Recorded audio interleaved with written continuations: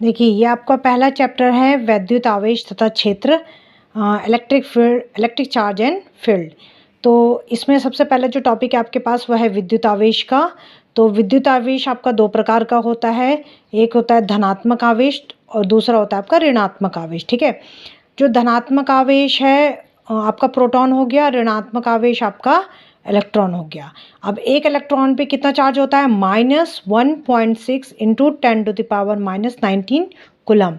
और एक प्रोटॉन पे कितना आवेश होता है, कितना चार्ज होता है, +1.6 इंटू 10⁻⁻19 कूलम। दोनों आवेश अगर आप देखोगे चाहे आप इलेक्ट्रॉन की बात करिए चाहे प्रोटॉन की बात करिए, इन दोनों का ही परिमाण बराबर है, मैग्नीट्यूड बराबर है। सिर्फ डिफरेंस किस में है, नेगेटिव और पॉजिटिव में। इलेक्ट्रॉन है इसलिए इस चार्ज के आगे नेगेटिव साइन आ गया, चूंकि ये प्रोटॉन है इसलिए इसके आगे प्लस का साइन आ गया। बाकी मैग्नीट्यूड दोनों का बराबर है, आपको याद करने में ज़्यादा तकलीफ भी नहीं होगी। नेक्स्ट है आपका आवेश का मात्रक।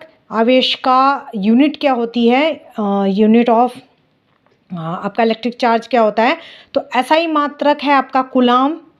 इंग्लिश में इसको इस तरीके से लिखते हैं और इसको डिनोट किया जाता है सी से। यहाँ देखिए हमने यहाँ सी, ये भी सी है, ये भी सी है, तो ये सी क्या है, कूलम है। इसको कैसे बोलेंगे, कूलम बोलेंगे। ठीक है, तो एसआई मात्रक अगर आपसे पूछा जाएगा कि आवेश का एसआई मात्रक क्या है, तो आवेश का एसआई मात्रक होता है आपका कूलम। नेक्स्ट है आपका आवेश का सूत्र, यानी आवेश का फॉर्मूला क्या होता है।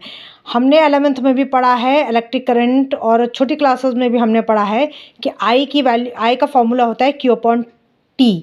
आई मतलब विद्युत धारा, Q हो गया आपका आवेश, T हो गया समय, जो कि मैंने यहाँ फॉर्मूला आपका लिखा हुआ है। ठीक है, यहाँ से Q की वैल्यू निकल जाएगी I × T।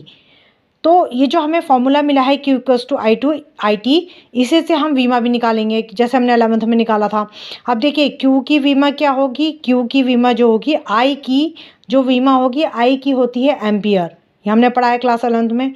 T होता है आपका टाइम, टाइम की कैपिटल T ही होती है। ठीक है, तो ये हो गया आपका AT। आप इसी को इस तरीके से भी लिख सकते हैं, एग्जाम में ऐसा भी पूछा जा सकता है, ऐसा भी।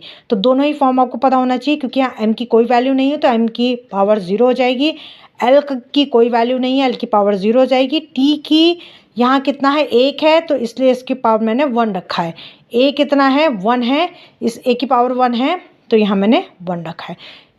ठीक है, तो ये आपकी वीमा हो गई। आपको इस फॉर्म में और इस फॉर्म में, दोनों फॉर्म में पता होना चाहिए, इसलिए मैंने दोनों तरीके से लिखा है।